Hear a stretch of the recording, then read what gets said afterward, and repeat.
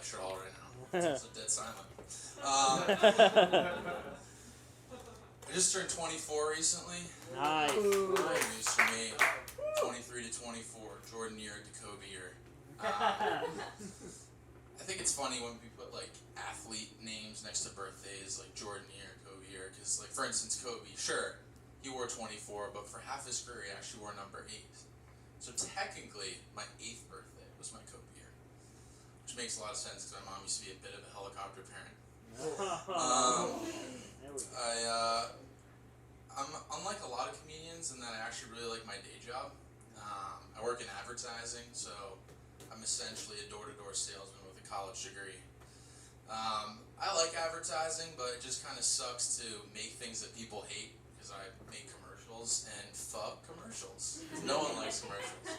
Like, no one's skipping the skipping ads button, like, every time you're fucking clicking that shit, right? And I get it, I'm not blaming anyone, but it sucks to pour your heart and soul into something and everyone kind of shits on it. I kind of liken it to, like, if you work in the toilet paper business, right?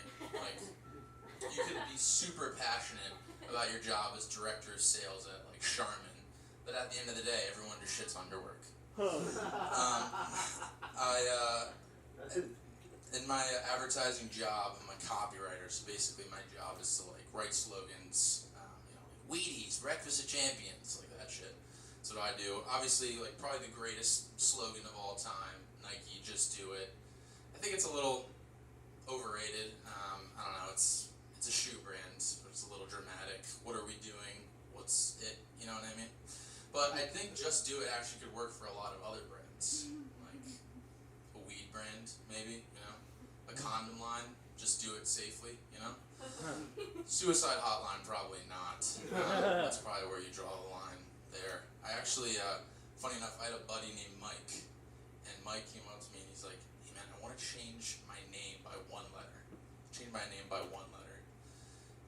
But he was kind of scared to go through with it, and he just keeps complaining to me about it. He's like, should I do it, should I not do it? And I tell him, I'm like, Nike, just do it, man. Nike, just do it, okay? And Nike did it. But yeah, what else? I love my job, like I said, but, we all get lazy at work a lot of times. I scroll a lot on LinkedIn, which is kind of sad to say. I recently, deleted Snapchat and got on LinkedIn. I think next should be my suicide note. I've officially nailed the coffin that I'm a rat in the 9-to-5 race. But I saw on LinkedIn the other day a post from Aaron Hernandez. What? The financial advisor, Aaron Hernandez. His profile said, "I'll help you make a killing," which I thought was a poor choice of words. But that just gotta suck for that guy, right? Like, he wasn't born with that name. He just, some fucker, the tight end for the Patriots, Aaron Hernandez, ruined it for all the rest of Aaron Hernandez's. Like, do you think that guy can join his office fantasy football league? I don't know. I say no. I don't know. But, yeah, I just think I feel bad for all the other Joe Schmoes that just get caught with, the most brutal names, right? Like, there's probably some poor bastard who's an unemployed butcher and his name's Jeff Dahmer, you know what I mean? And, or some, babysitter that's woefully unemployed that just happens to be named John Wayne Gacy, you know what I mean? Like, if I was a dad and I brought my kid into his first day of kindergarten and the teacher was named Mr. Jerry Sandusky, I would have to have him change schools. Like, I'm sorry, just too bad PR. When I was a kid, I had a basketball coach. My dad was always my head basketball coach, but there was an assistant basketball coach. His name was Harry Johnson. Talk about a bad name. Couldn't go by Harold, right? Harry Johnson. His kid was the shortest guy on the team, so we called him Tiny. And his wife, she was always the loudest in the stand. She was this Ukrainian woman named Tugya. But yeah, it was annoying. I was just moving, helped my girlfriend move. She's nailing it tonight. I helped my girlfriend move the other day. I was also moving, and I'm noticing the difference between how men and women move and decorate their apartments. It's just night and day. Like women, like my girlfriend and her roommates, they spent 3 hours discussing what kind of couch to get. Guys, me and my roommates, we spent 3 hours discussing our masturbation habits and then moved the chair and then called it a day. Girls, they're clean, they mop, they vacuum.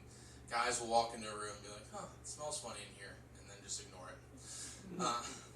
Even decorating, guys, the girls, they know what looks good. Guys, we put in what we think looks cool, which is a big difference. Like girls, it looks like a West Elm catalog in there. They got the plants, the mirror. It looks like a well put together room.